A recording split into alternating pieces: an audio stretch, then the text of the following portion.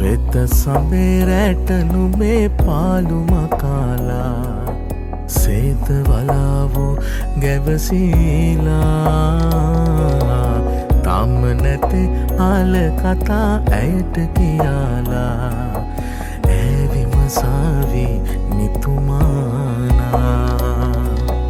නීල ජලේ ඕලු මලේ ස්වීප් වරදාලා